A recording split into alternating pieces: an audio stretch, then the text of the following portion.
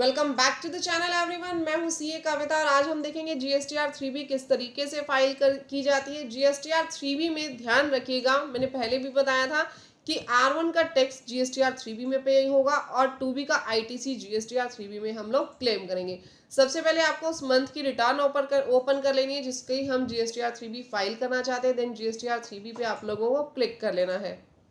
जैसे ही आप क्लिक करोगे ये पेज आप लोगों के पास ओपन हो जाएगा। यहाँ पे देखिए टेबल नंबर 3 के 3 पार्ट्स आ रहे हैं, 4, 5, 5.1, ये 6 टेबल्स आप लोगों के पास आ रही है।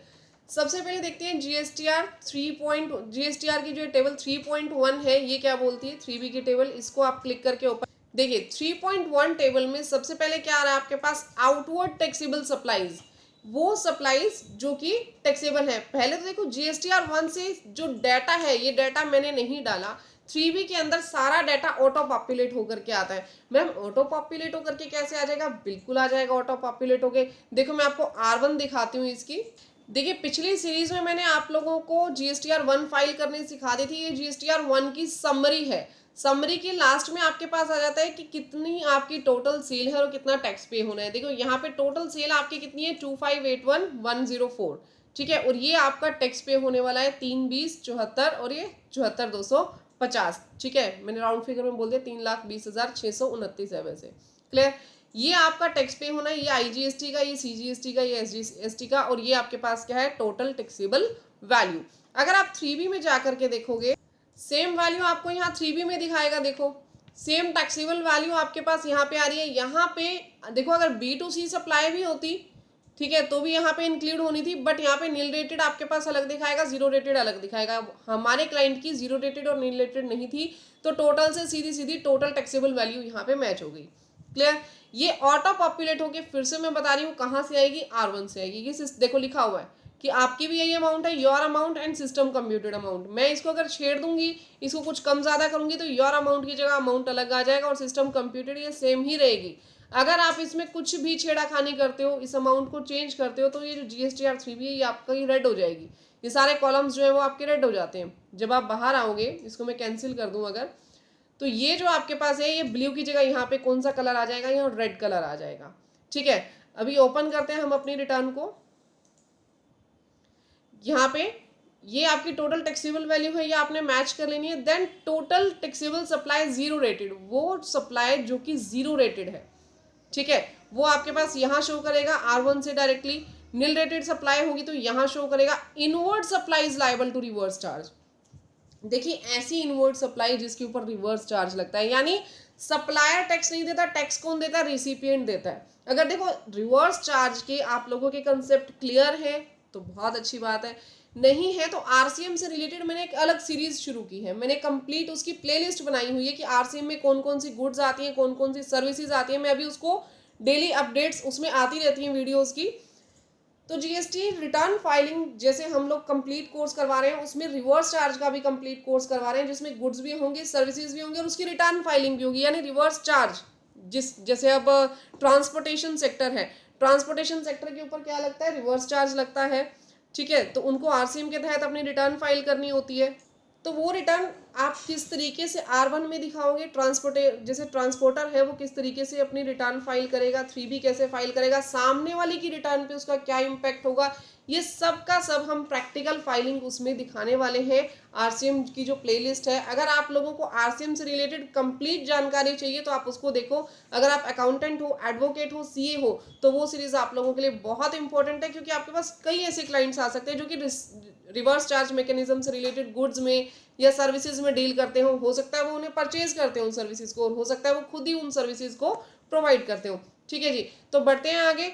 अगर आपके पास कोई नॉन जीएसटी आउटवर्ड सप्लाई है, नॉन जीएसटी यानी जिसके ऊपर जीएसटी लगता ही नहीं है, जिसके ऊपर जीएसटी एप्लीकेबल ही नहीं है, जो जीएसटी के अंदर आती ही नहीं है, जैसे कि for example alcoholic liquor for human consumption की अगर मैं बात करूं, वो नॉन जीएसटी सप्लाई है, लेकिन अगर आपके पास जीएसटी नंबर है तो आप उसे भी यहाँ डिक्लेयर कर देना, टैक्स नहीं लगेगा, लेकिन आपको डिक्लेयर यहाँ पे कर देनी है। आपको R1 में जब डिक्लेयर करोगे यहाँ ऑटोमेटिकली आप लोगों के पास वो सप्लाई आ जाएंगी। नेक्स्ट आपके पास आ जाती है टेबल 3.11।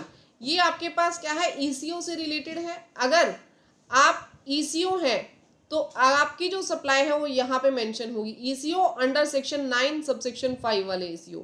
आपने अगर अपनी R1 के अंदर सेल दिखाई होती तो वो ऑटोमेटिकली यहाँ पे आ जाती। बट अगर कोई आप ऐसी पर्सन है जो कि 9.5 के तहत अपनी सप्लाई दिखा रहे हो, देखो अगर आप लोगों को डेप्थ में समझना है तो मैंने पिछली सारी वीडियोस डाली हैं, उसमें मैंने R1 में समझाया था कि 9.5 के ईसीयू कौन से होते हैं और कौन से सप्लायर ऐसे होते हैं जो 9.5 के थ्रू सप्लाई करते हैं। ठीक है, तो वो सप्लायर जो 9.5 वाले थे जो टैक्स पे करते हैं, उनकी यहाँ पे टैक्सेबल वैल्यू ऑटोमेटिकली R1 से आ जाएगी, ध्यान रखिएगा। ठीक है, हमारे यहाँ नहीं आई, ऑब्वियसली रीजन बीइंग कि हमने यहाँ पे दिखाई नहीं थी, जो जिस क्लाइंट की मैं दिखा रही हूँ आपको डेटा उसने दिखाई नहीं हुई है, तो यहाँ ऑटोमेटिकली नहीं आई। बट अगर आप R1 में दिखाएंगे ऑटोमेटिकली ऑल फिगर्स जो है ये वहां से पिक कर लेगा। ठीक है, और वो पर्सन्स जो 9.5 के थ्रू अपना माल सप्लाई कर रहे हैं, अपनी सर्विसेज सप्लाई कर रहे हैं, तो उनकी वैल्यू कहाँ दिखाई देगी, यहाँ पे। Taxable supplies made by registered person through ECO on which ECO is required to pay tax. Tax कौन पे करेगा, ईसीओ। ठीक है, लेकिन यहाँ पे किसकी सेल आएगी, उस रजिस्टर्ड पर्सन की जिसने ईसीओ के थ्रू सेल दी। जैसे एक्स एक पर्सन है, एक्स ने ईसीओ के थ्रू माल सप्लाई किया, ईसीओ उसी की डिटेल इस वाले कॉलम में देगा, 9.5 वाला जो ईसीओ है, लेकिन एक्स डिटेल कहाँ देगा, इस कॉलम में। राइट, यहां तक आप लोगों को क्लियर है। नेक्स्ट टेबल नंबर 3.2 को देखते हैं। 3.2 टेबल क्या कहती है कि अगर आपने कोई भी इंटरस्टेट सप्लाई की जो कि अनरजिस्टर्ड पर्सन को की गई हो, इंटरस्टेट सप्लाई किसको की गई हो, अनरजिस्टर्ड पर्सन को, या कॉम्पोजिशन टैक्सेबल पर्सन को, या यूआईएन होल्डर को। ठीक है, यूआईएन होता है यूनिक आइडेंटिफिकेशन नंबर होल्डर्स होते हैं, जिनके पास जीएसटी नहीं होता इनको यूआईएन मिलता है। ठीक है, आप यूआईएन के लिए अप्लाई कर सकते हो, जैसे जो कोई नॉन रेजिडेंट हो गया तो उसको ये नंबर दिया जाता है। तो अगर आपके पास ये नंबर है या आप अनरजिस्टर्ड पर्सन और इंटरस्टेट सप्लाई हो रही है तो उसकी डिटेल्स आप लोगों के पास यहाँ शो होंगी।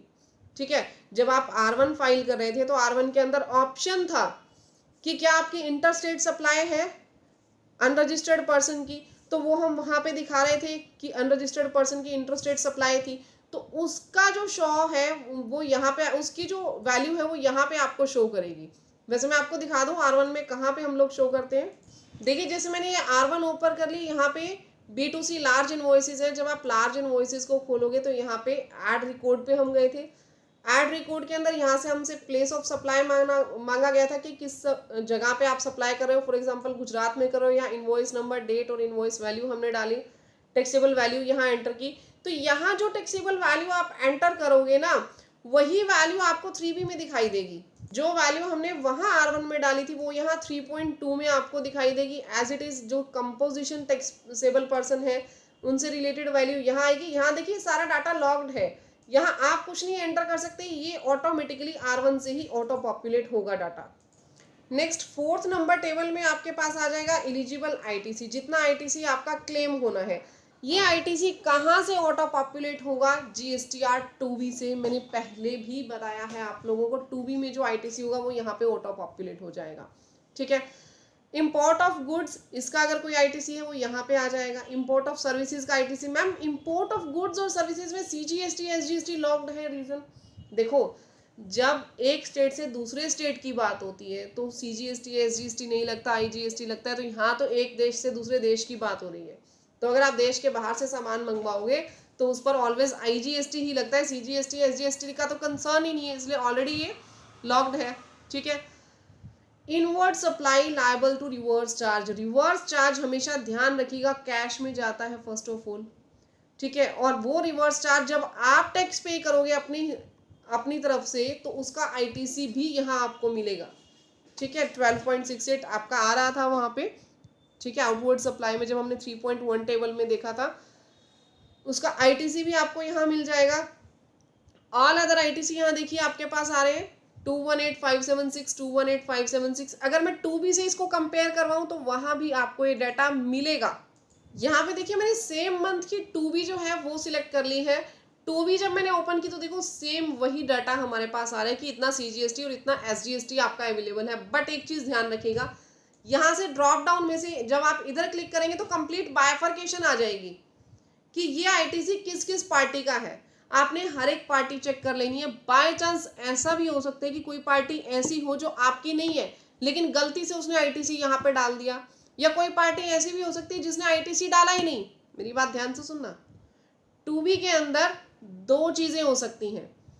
एक, कोई भी एक पार्टी थी जिसने आपका बिल अपडेट करना था लेकिन वो अपडेट नहीं किया, और ऐसा भी हो सकता है कि उसने गलती से अपडेट कर दिया। मैं आपको डिटेल में इस चीज को समझाती हूँ।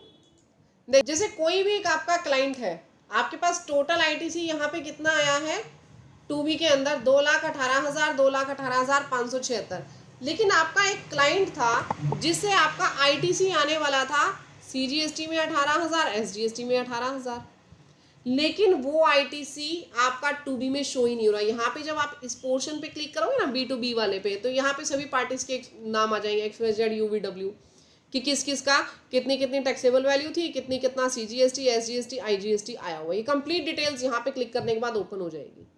अब आपने जब उसको कंपेयर किया 2B को अपने परचेज के बिल्स के साथ, तो आपने देखा कि भैया एक एक्स नाम का सप्लायर है जिसका बिल था 1,00,000 रुपए का, 2,00,000 रुपए का, उसने 18,000 सीजीएसटी, 18,000 एसजीएसटी हमारा जमा होना था, वो तो इसमें है ही नहीं। ये बात आप किसको बताओगे? अपने क्लाइंट को। और क्लाइंट जो है वो कॉल करेगा एक्स को कि भैया तूने मेरा बिल दिखाया नहीं है।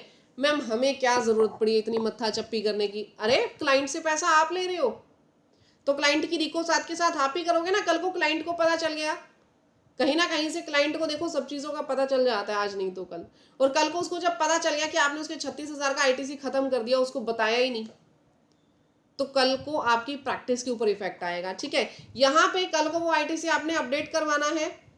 यहाँ तक मेरी बात समझ में आ गई? ठीक है मैम, इसलिए हम चेक कर लेंगे इसको।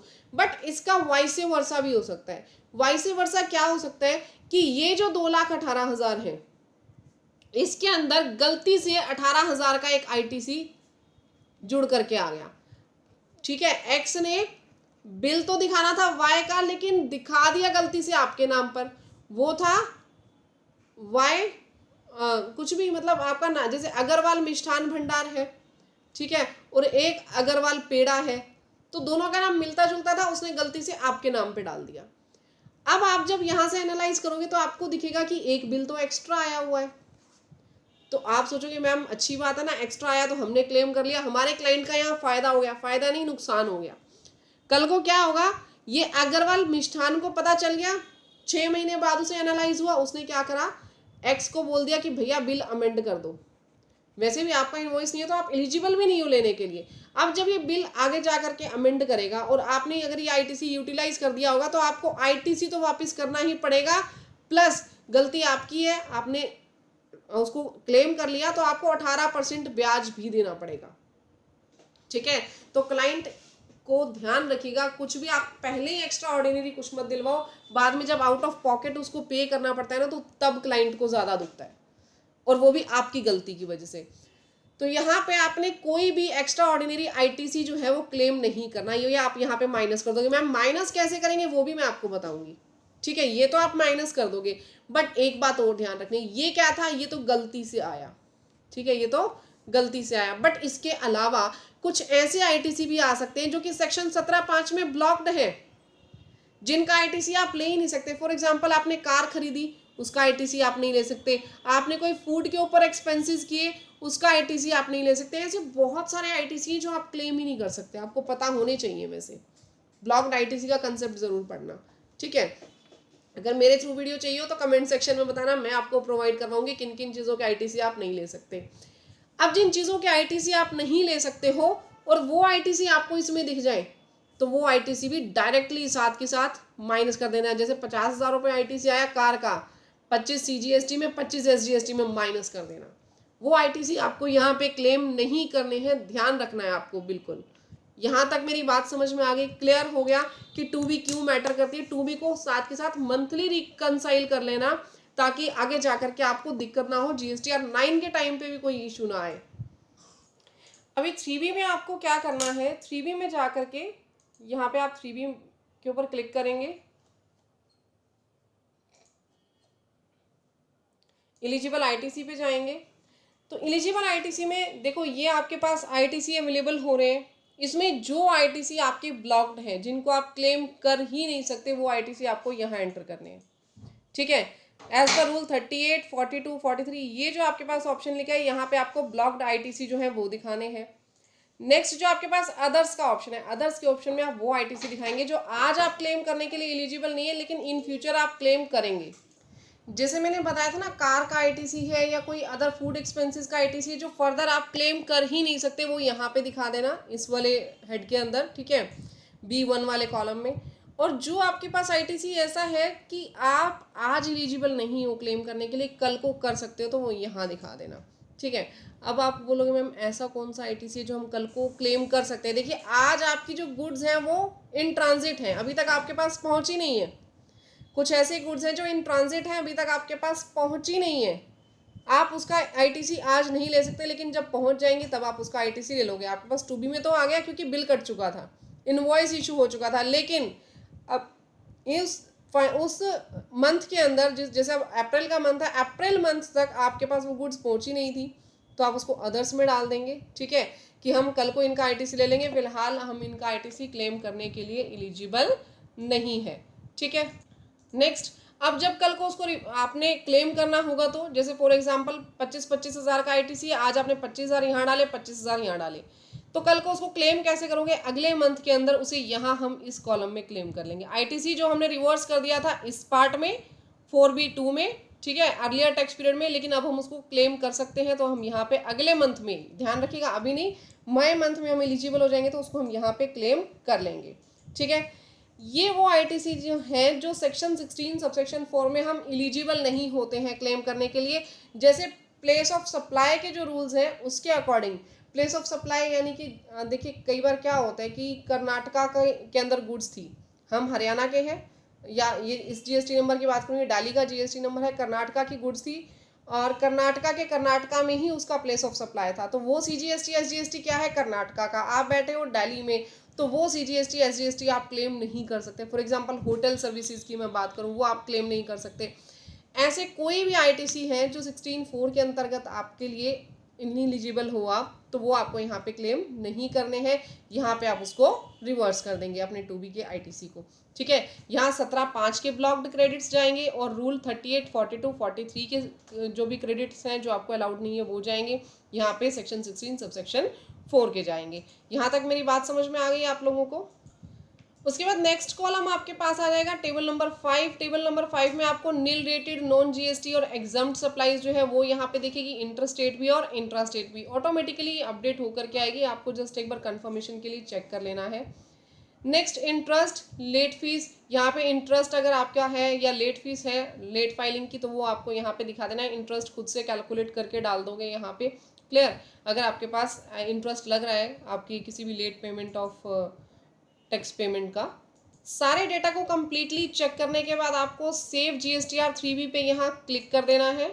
सेव करने के बाद यहाँ पे देखिए ये रिफ्रेश का बटन दिख रहा है, इस पर आप लोग क्लिक कर देंगे। रिफ्रेश होने के बाद आपके पास, अभी ये रिफ्रेश हुआ नहीं है, जैसे यहाँ पे देखिए जैसे ये रिफ्रेश हो गया आपके पास प्रोसीड टू पेमेंट का ऑप्शन आ गया, इस ऑप्शन पे आप लोग क्लिक कर देंगे। जैसे ही आप प्रोसीड टू पेमेंट पे क्लिक करोगे ये आपके पास आ जाएगा पेज, यहाँ से आपने चेक कर लेना है सारा। अब यहाँ आप ध्यान से देखोगे ये आपके पास अदर देन रिवर्स चार्ज ये अमाउंट पे करनी है, रिवर्स चार्ज वाली ये अमाउंट है, ठीक है। ये जो तीनों अमाउंट्स हैं ये आप आईटीसी से पे कर सकते हो, नो इशू। बट ये जो अमाउंट है रिवर्स चार्ज वाली, ये मैंने आपको पहले ही बताया था, आपको कैश में पे करना है, ठीक है, ओके। तो अब ये जो अमाउंट आपको कैश में पे करना है, यहाँ पे ऑलरेडी इसके पास 13 रुपीज़ कैश में पड़े हैं, बाकी जो आपकी नेट पेमेंट है वो एडिशनल कैश रिक्वायरमेंट में आ गई।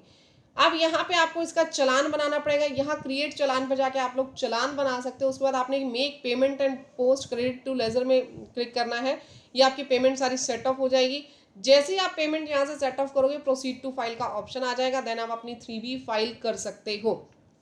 कल के सेशन में मैं आपको बताऊंगी कि चलान किस तरीके से क्रिएट किए जाते हैं, डायरेक्टली यहाँ से भी क्रिएट कर सकते हो, और अदर आपको जो प्रोसेस है मैं डीपली समझाऊंगी कि चलान कैसे क्रिएट करना है।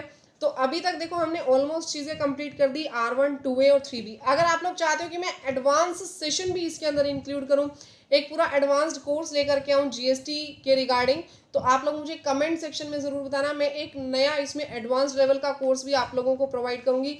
बहुत मैंने कोशिश की कि आपको R1, 3B, 2A के सारे कंसेप्ट अपनी इन वीडियोज़ में समझा पाऊँ, तो गाइज अगर आप चाहते हो मैं इनसे ज़्यादा समझाऊँ तो कमेंट सेक्शन में ज़रूर बताना, कोई भी डाउट्स हैं वो आप मुझे कमेंट करके ज़रूर बताना। नेक्स्ट हम लोग आरसीएम का एक स्टार्ट कर रहे हैं और उसके बाद मैं टीडीएस का भी स्टार्ट करूंगी। बहुत ज़्यादा क्वेरीज आ रही हैं कि मैम टीडीएस का भी एक कंप्लीट फाइलिंग आप स्टार्ट करवाओ। तो जिस टाइप के आपको कोर्स चाहिए, वीडियोस चाहिए, मुझे कमेंट में बताना। जिसके सबसे ज़्यादा कमेंट्स आएंगे या जो सबसे ज़्यादा मुझे लगेगी इंपॉर्टेंट है वो मैं आप लोगों के लिए स्टार्ट करूंगी। तो मिलते हैं गाइज नेक्स्ट वीडियो में। और हाँ, चैनल को सब्सक्राइब कर लेना, वीडियो को लाइक कर लेना और साथ साथ नोटिफिकेशन के बटन पे क्लिक कर देना, ताकि इस तरीके की इंपॉर्टेंट वीडियोस मैं आप लोगों को प्रोवाइड करवाती रहूँ। मिलते हैं नेक्स्ट सेशन में। Thank you, bye bye, take care everyone.